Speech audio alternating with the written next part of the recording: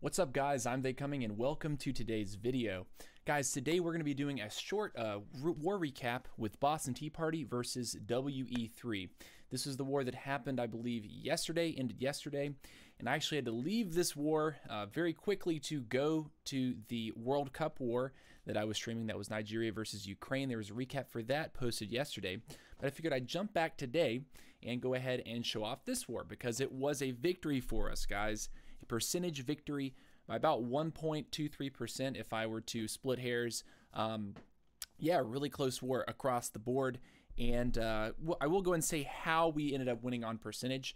I was a bit shocked and surprised to see their number one guy that I actually hit for 93%. He dipped twice. Now, the thing about this about their number one was that this guy is completely gemmed to max. I mean, if you look at his base, he's got all of his max level walls. He's got his max level royals. He's got his max level defense. He has literally gemmed everything inside the space. His lab is gemmed. Literally, this guy is 100%. He has nothing to farm. He's just here to play in war, I guess. So I was a little bit surprised to see him choose to dip, having the strongest offense possible in the entire war onto two of our Town Hall 11s.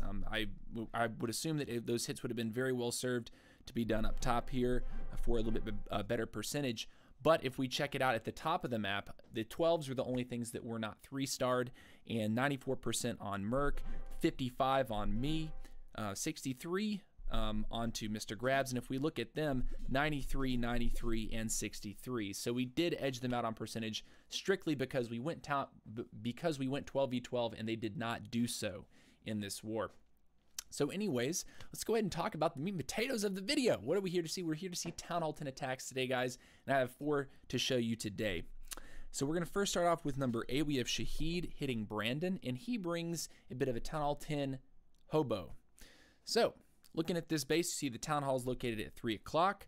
An external Town Hall, oftentimes in base building right now, the Town Hall is going to be isolated into one corner just to limit the angles of approach for a siege machine, but he's going to use it just perfectly. Beautifully done with this siege machine, and here it comes. So as you can see, no troops deployed just yet. We're ticking down 3, 2, 1. The attack's about to start, and here we go. So he starts off, he's going to be placing archers into the corners to tag those corner huts. He's going to be placing a bowler, real cute bowler here onto this gold mine to tag out this laboratory. This is a really nice bowler right here. Very cheap to funnel. Also, this wizard tower would make this potentially, or this archer tower would make this funnel kind of dangerous if you try to put anything else down there, but he's able to cheaply create that funnel with just a bowler and a wizard. Also on the top side, another wizard. Now, you would think at this point, okay, he's broken one wall. What's the value of this siege machine right now? Like, is this really all he needs? The answer is yes, and that is because for Shaheed, in both of his hits in this war, he was taking a jump and a rage for his kill squad. So he recognizes if he gets through one layer of walls, he's going to be able to lure this defending queen over the wall to attack his troops, which means that the Valkyries he has inside of that clan castle, in addition to a couple more of his own and bowlers and heroes, should be able to make it back here and smack this queen to the ground. Meanwhile, as soon as he sees that queen is locked onto his kill squad, he's going to go and start the hogs. There's really no sense in waiting. He's going to be using some available tanking of the hog riders to keep up his core troops just a little bit longer. So this is looking really good. Lots of hogs deployed to start. Only has one more hog in reserve. He's holding that lucky hog just in case he needs to put it onto a town hall, but it's looking super strong. Still, 2 more heal spells. Nice fat heal going to lead into the final Inferno Tower. Wall breaker in to trip a known giant bomb by that Tesla. Really cute wall breaker there. Ends up saving a lot of hog riders, and back in lunes as well to target that archer tower. So now that archer tower is down, if, say, this cannon were be to left up, say that the hogs could not make it to that cannon, those lunes would do so. So really nice use of those few lunes, and that's going to be a 3-star. Nice hit for Shaheed. The big thing that I liked was this little bowler here. This little bowler that he puts to create that funnel is just really beautiful. And also starting his hogs early as opposed to just waiting for his kill squad to totally die. That was also a heads-up play. So good job to Shaheed. Next up, let's move down the list a little bit. I believe we wanted it was Freddie's hit, I think. It was Freddie on number 13. So Freddie on number 13, he brings a falcon. Now, this attack, Falcon can come in some different varieties. Really where the variety comes in is, and Falcon, just for base knowledge, it's usually a bunch of Valkyries between 10 and 14 Valks, followed by a handful of bowlers as well. If you have less Valks, you take more bowlers. And also, I think the safer, more deliberate version includes some kind of either lunes or hog riders to sort of supplement the very end of the attack, because oftentimes you'll find that your Valks get kind of trapped inside one of those last compartments, and they just all kind of die because they're all splitting to take different walls. So here he gets really close to losing this queen, but the queen actually does triumph here onto this king. And meanwhile, the lune has actually split from the Suicide King and Bowler squad that he ran over at 12 o'clock, and this queen does actually live. Now this is really big because the funnel is set, and it gives these Valkyries ample space just to run straight in and stay very, very focused in this hit. If you see the little runway on this bottom side, this queen has cleared all of that out. It's going to force all this stuff to stay cored or sort of high towards 8, 9 o'clock.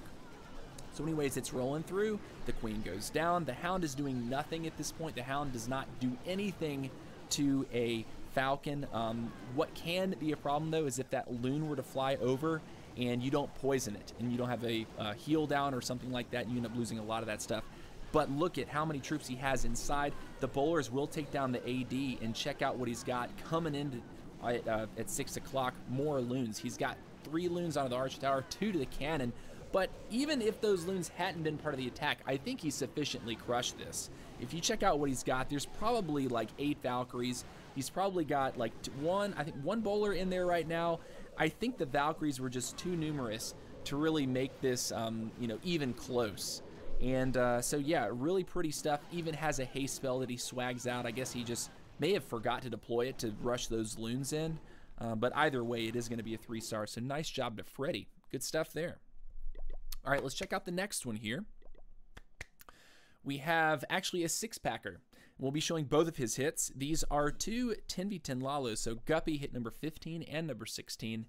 And it's not a totally max 10, but the walls are maxed. Most of the point defense is upgraded at least 1 level for TH10. And this is not a base to really I guess sneeze at. It's definitely going to be a strong base. But look what he gets for just, and if we just pause it right now, he's put down a baby dragon, he's put down 2 bowlers, he's put down a siege machine, a king, and soon he's going to put down his queen.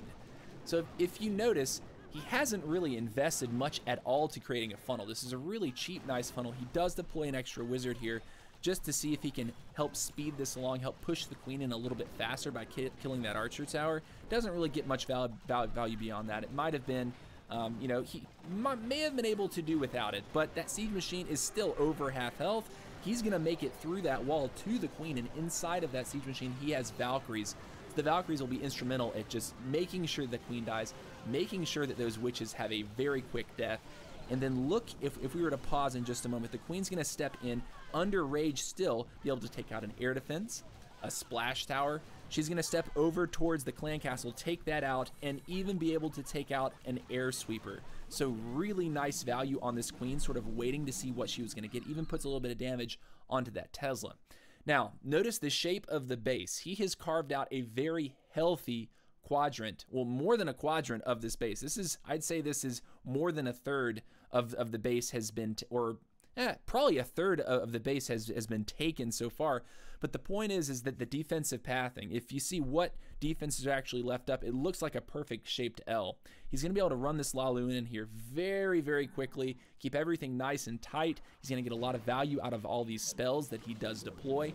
The first haste is going to be used to get into that cannon, then rush over to the Inferno. Nice, nice haste there. That was a really high value haste. And look, he's just sort of, I guess chaining up his haste into rage. Going to continuously move these lunes around. 2 lunes to come to the outside mortar, which is going to help keep the general pack of lunes focused on, I guess, the core defenses. 1 haste there, going to rush him in, and the perfect heal spell right over 3 Teslas, and Inferno leading into the last splash tower, and there's just a ton of lunes up, guys. Tons of lunes. Even puts down that last haste there just to move them, get it going quick. And this is going to be a 3-star. Just clean up right now. Going to drop that last lune to the laboratory. He's got minions, pups all over the place. Beautiful hit by Guppy. awesome stuff. Awesome stuff. I will go ahead and remind you guys, if you're watching this live video right now, if you have any questions about the attacks that are being used today, I suggest that you write them in the live chat. I will answer my favorite question at the end of filming this, and there's only one more attack to show. If you don't get your question answered, however, you can comment on the video on demand, which will be posted roughly within 10-15 minutes after the stream goes, or after the stream ends, because this is technically a live stream. So anyways, the last attack of the war will be shown right now. It's going to be Guppy again. So he's 6-packed with lune 10v10. Impressive stuff. So I had to show this. We don't have a ton of Lalo going on right now for us, but we do have our handful of Town Hall 10 attackers that are really enjoying it. So yeah, let's go ahead and see this. We have a baby dragon and a wizard on this bottom side. Going to be shaving some stuff down. Wizard didn't really do a whole lot for him there on that bottom side, but on the top he's got his king to be one tank, his siege machine to be the other, and his idea is going to try to get his heroes to go in to this little niche right here. And if you were to pause it and just sort of imagine what he's able to do with his kill squad on the last hit, and then what you can kind of see shaping up, this had a potential to just totally smoke, you know, basically with his kill squad right here. But something does go a little bit wrong. It ends up not mattering. So anyways, those two single target infernos do kill his king, but the queen is already dead. The poison is going to be enough to take out the witch, in addition to the Valkyries who do see the witch, and of course you do have that baby dragon over the top. Now I do think there was one witch actually that did survive this. Somehow she ducked behind the wall, but the queen ability will be fired off. Doesn't actually get the second air defense that he was looking for. So at this point when you're watching this live, you're thinking, okay, well he's kind of failed to take out a sweeper, which is going to be blowing in the face of the start of his Lalo. He's failed to take down this other air defense, which is potentially going to screw up how his hounds are going to path. He ideally would want his hound to go from here to here, but he might end up getting a hound to go from here over here. We'll see how it happens. But, you know, at this point, he was not intending on having to haste into this right here. He probably wanted these haste for later.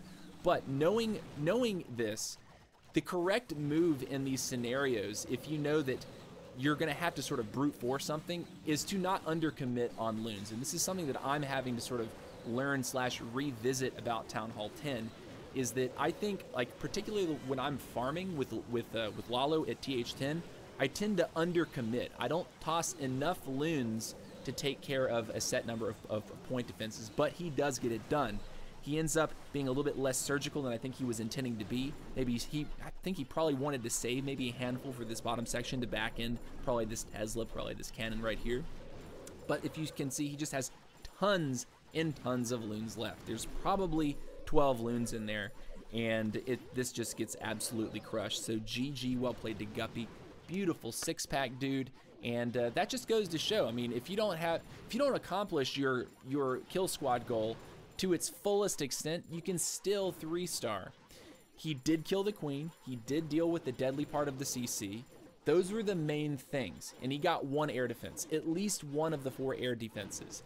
As long as that goes well, you still have the potential for, you know, just making the raid happen.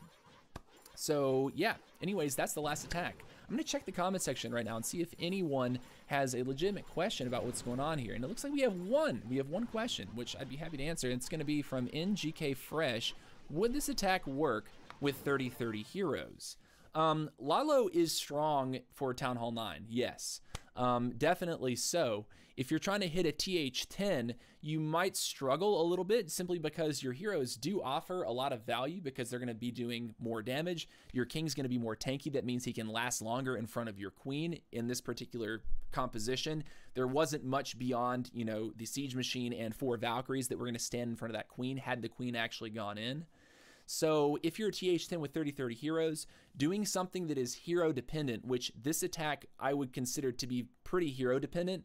Like I said, he's not using bowlers behind his siege machine. He doesn't have a golem down. He doesn't have anything that's really, you know, meant to prolong the hero's life. The king is meant to prolong the queen's life in this particular attack.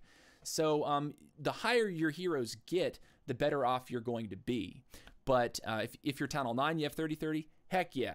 Definitely, this kind of thing works. You're not going to have a siege machine, but You know, La Lune is awesome. If you're TH10, you still have 30-30. It's going to be sort of base dependent. You know, is it a max 10 or is it a low 10, similar to what you probably are with 30-30? Anyways, guys, much love. Hope you enjoyed this live video war recap of BostonTeaParty versus WE. It was a clutch war. I'll go and remind everyone of the score once again, 98.3% to 97.07. So BostonTeaParty edging them out just barely. GG, well played both sides. I'll see you guys later. Peace out.